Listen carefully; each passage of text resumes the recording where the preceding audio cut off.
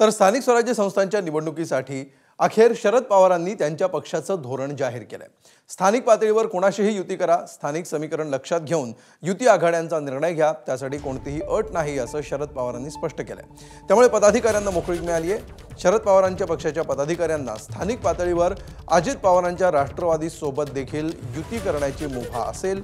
असं असलं तरी सुद्धा काही दिवसांपूर्वी मुंबईत झालेल्या एका बैठकीमध्ये पवारांनी भाजपसोबत युती करायची नाही अशा सूचना पदाधिकाऱ्यांना दिल्याची माहिती सूत्रांनी दिली होती। त्यामुळे आता स्थानिक पातळीवर पवारांचे राष्ट्रवादीचे पदाधिकारी भाजपसोबत युती करणार की नाही हे येत्या काही दिवसात स्पष्ट होईल।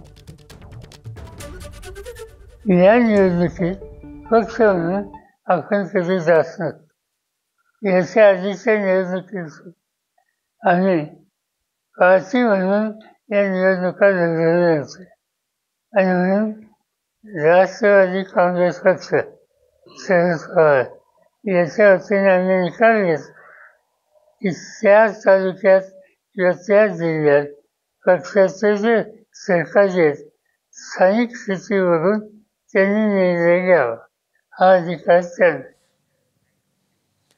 तर आगामी निवडणुकीसाठी युती करण्याचा निर्णय स्थानिक पातळीवर शरद पवारांनी सोडल्यानंतर भाजप नेते आणि माजी केंद्रीय मंत्री रावसाहेब दानवेंनी शरद पवारांना टोला लगावलाय।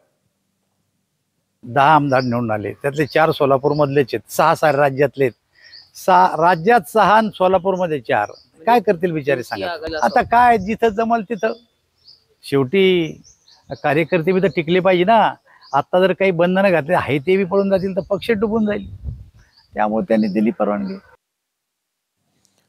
तर कोल्हापूर पाठोपाठ आता सांगलीच्या जत नगर परिषद निवडणुकीसाठी दोन्ही राष्ट्रवादी एकत्र आलेत।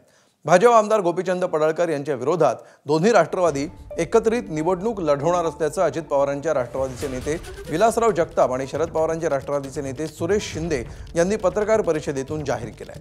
दरम्यान नगराध्यक्षपद निवडणुकीसाठी शरद पवारांच्या राष्ट्रवादीकडून सुरेश शिंदे यांची उमेदवारी जाहीर करण्यात आली आहे। एवढंच नाही तर या निवडणुका दोन्ही राष्ट्रवादी घड्याळ चिन्हावर लढणार असल्याचं माजी आमदार विलासराव जगताप यांनी स्पष्ट केलंय।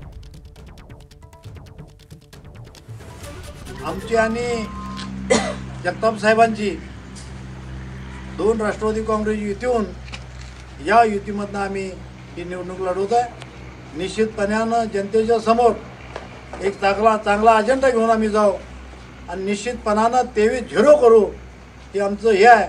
शरद पवार गट आमचा अजितदादाचा गट आणि बसपाचा अतुल कांबळेचा गट या तिघांनी मिळून ही निवडणूक लढवायचं ठरवलेलं आहे।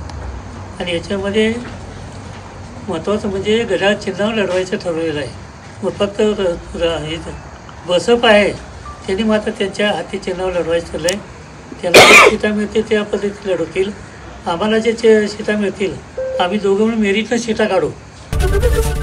एबीपी माझा, उघडा डोळे बघा नीट।